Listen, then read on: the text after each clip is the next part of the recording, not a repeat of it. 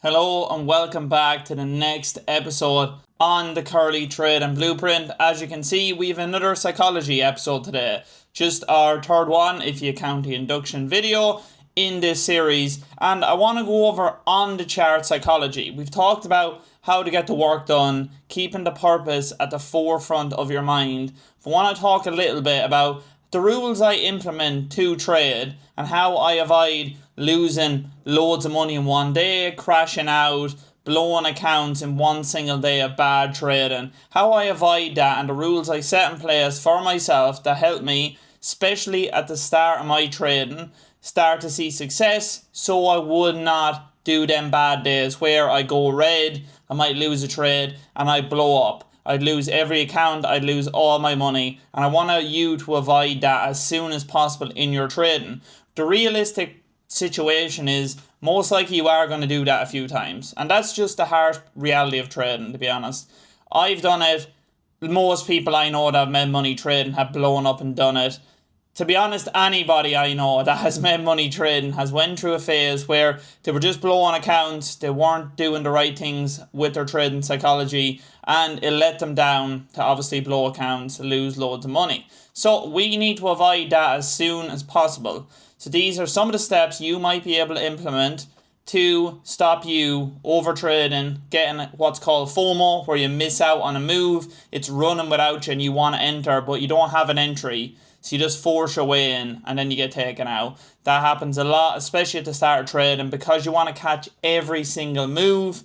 That's not how it works in trading. You're going to miss some moves, even though you might have the right draw and liquidity. There might be a setup, you might miss it, and then you want to enter too late. But your break even's gone, your draw and liquidity's gone, so you know you need to stop and get off for the day. The first thing is one shoe does not fit everybody, or whatever the saying is, I can't remember off the top of my head, but there's not one solution that I can say that's going to help everybody watching this video is not overtrade or get FOMO. You need to identify the mistakes in your trading and with your psychology, and you need to put stuff in place to stop you overtrading. I'm going to talk about my ones and the steps I put in place so you can start implementing them when you start trading. But if you have a different issue with your psychology, like if you take a loss, you can't go off, or if you have FOMO, whatever it might be, these little issues in your trading, they're going to be specific to you.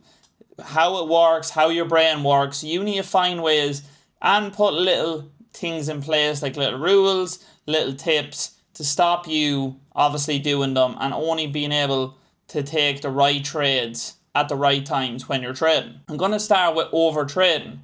This is an issue I see a lot of people start, especially people that I'm kind of teaching to trade that are in my program.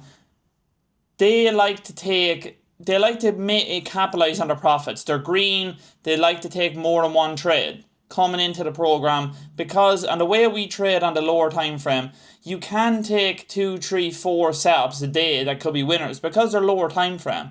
But the flip side of that kind is you can take 2, 3, 4 losses in a day. So how I like to do it is simple. One trade a day.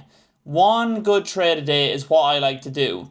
I only change this when I go for 2 break-evens. Now, that is what I did at the start of my trading. As I've become more experienced, as my discretion has got better, I now can take more than one trade a day. But that's because I've got over the hump and I make money trading. I can control myself on the charts. When you're starting right now, if you're watching this star series, you cannot control yourself on the charts yet, because you're probably not even taking trades yet on an eval, never mind a funded account, never mind 4, 5, 6, 7 funded accounts at one time. So you need to start, in my opinion, the best thing to do is one trade a day. One win or one loss and you're off for the day. You take it, when it wins or loses, get off for the day. I allow myself 2 break-evens. Well, I did allow myself 2 break-evens on the day. That means if I get stop break-even, still have a strong draw on liquidity, I can look for another setup back up to that draw on liquidity. But I can't just re-enter because I got break even. Another setup has to form. Another inversion has to form for me to be able to take a setup. On the same day, I normally will never take a long and then a short, because then you don't have a clear bias direction, unless in some circumstances you take a long, you get break even, your drawn liquidity goes, and then it's starting to reverse, then you maybe can take a short position. That is rare that kind of happens in trading, but it's possible. I've done it before. I know people that take them trades a lot of the time. They could take the long and then catch the short. That's obviously where you make some good money. But for now, in my opinion, you should focus on one trade a day, one win or loss, or two break evens. This will also stop you over trading. Overtrading is a big issue in trading because what happens when you take a loss or see red on your screen is your brain naturally thinks, I need this back. I want to get this back ASAP.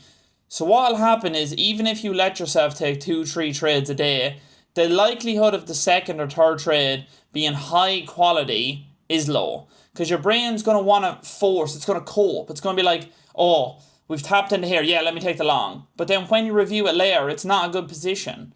Sometimes, obviously, there can be good positions that come as the second, third trade. That's what I allow myself to do now. But I can know, even after a loss, it's not going to affect me. So I can use my discretion to look for a second entry up to draw liquidity, even if I've taken a loss. For you starting, your brain most likely will not be able to comprehend or will not be able to decipher from the good steps to the bad steps when you see red on your screen on an eval or especially a funded account, because that's real money and that will affect your psychology. There is a big difference. You're going to notice this in your trading as we're moving. Right now, you're on the chart. You're not trading demo yet. Soon you're going to trade demo. You're going to start taking demo positions, risking the right amount, taking setups. Then you're going to move to, obviously, most likely buying an eval to start trading. You're going to have some psychology issues because you paid money for that eval. There's going to be a little bit of psychology, but the likelihood is it's not real money. Your psychology won't be too bad the effect on eval. It's this move from eval to funded account where we see the issues in trading. This is where I see the big issues because people on eval, they treat them quite serious, but they're cheap enough to get relative evals. They're anywhere from $50 to $100 to buy. Cheap enough, in my opinion, in relative retrospect. When you move to the fund account, now we're making and losing real money. We can take some of this money out. We can get money in our bank from this. This is what everyone trades on. So this is where the psychology issue comes in, where you're starting to struggle with losing money. And that is where your brain is, you really need to lock in. When you move to this part of your trading, you need to find what your psychology issues are and identify them early and put the steps in place to fix them early to stop the overtrading, to stop the FOMO. Overtrading, as I've talked about, was a big issue of mine. That's why I did the one trade a day. This is over a year and a half ago now I had these issues, or maybe even a little bit more. And these are steps I put in place. And this one trade a day, one win or loss, and the two break evens was one of the main things that made me profitable until I was able to take that rule out of my trading, because I'm super comfortable, obviously, being a full-time day trader. I have my psychology under control. Still have blips. You can still have blips every now and again, little blips in your psychology, but I'm not going to go losing loads of money in one day because I have it set and I have my parameters set on how I like to trade. FOMO is obviously going to be an issue in your trading. As I touched on earlier, it's basically when, let's say, we're pushing to the upside, there might have been an entry, you might have missed it, or it's pushing without you and you have a super strong draw on liquidity and it's running to the high. Let's say it's sprinting to the high. The high's here, price is shooting towards it, clearly going to it with momentum. You just want to press the buy button. You're going to just want to press the buy button because you have a super strong draw on liquidity and you know or have a very good discretion that it's going to hit. And you just want to get in. Get me in ASAP to this high. But there's no inversion. There's no SMT. There's no tap into a key area. There's none of this. So you're just going to enter. You're going to hit buy. I've done it before. I did it on evals when I was trying to pass them when I was struggling to trade. I did it on fund accounts at the start of my journey. A lot of people have. And that when you, I promise you, the second you hit the buy button, it will come back down in reverse. And it won't hit the high. That's just how it goes in trading. It feels like at points it's going to be against you. It's to feel like the minute you do something, it's going to go the other way. And that's going to happen in trading. And everyone goes through them periods. And it's about overcoming them and not losing your head and losing your focus and ruining your psychology by just hitting that buy button. Control yourself. Count that as a win, that you wanted to hit the buy button but you didn't. And watch, the one day you don't do it and you actually do the right thing and wait for the right step. I'm not guaranteeing it because there's nothing guaranteed in trading, but the likelihood is price won't hit the high, come back down, give you a sell, and then it will hit the drawn liquidity, because that's how it works in trading. You get rewarded for following your plan if it's a profitable plan. That's what you need to focus on. A win should be for you every single day is not determined by red and green at this point in your trading. It should be determined on, did you follow your plan every single day. This plan I'm going to show you how we trade is obviously profitable. I've shown it on all my social media payouts. I'm one of the most transparent people on it. I show money literally every day on my trades. You can see this works to make money. So you just need to follow the plan inside out to see profitability in trading. So make sure you really dial in on your psychology at this point in your trading when you're starting to move from the demo to eval to the fund accounts. The last thing I want to talk about is over risking. Have a set plan when you buy a fund account. I am risking X amount per trade. That gives me 4 or 5 trades before I lose my eval. I need to make 6 to 7 RR before I pass my eval. Have this plan set before you even buy the account. Do not differentiate from it. If you're using a platform, there's a platform that has the Project X or it has a lockout, use the lockout on the accounts. Look up, if you don't know what it is, lockout on Project X or on Tradeway, and when it hits a certain point, it will take you automatically out of a trade, and in some accounts, they will lock your account for the day. Platforms are literally giving you a way to stop you over trading. Why not capitalize and use it? Use it to your advantage, because if you think about it, if you're doing one trade a day and you're risking $500 per trade on your first eval, or $400 per trade, let's say on your first eval, that gives you 5 RR of a loss before you lose the account. So 5 red days, well, any green, to lose your account, okay?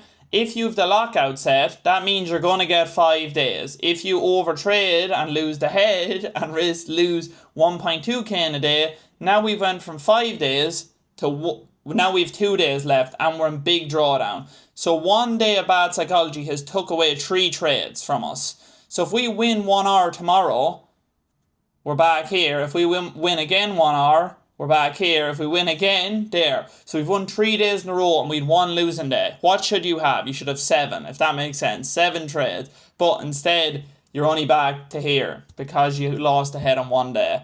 Use what the prop firms are giving you. They don't have to give you that because they obviously want you to lose money. That's how they make money. You losing money. So if they're giving you something like this, use it. Use it to your advantage. That's an example of a little thing you can use with your on the chart psychology, and a little thing in the back end you can do to fix and help you not overtrade. I used it when I started trading. Most people use it. If they don't, when you're starting to trade, I would highly recommend using it. It's best for your trade in my opinion. But we'll leave it there. That's a few bits on the chart psychology.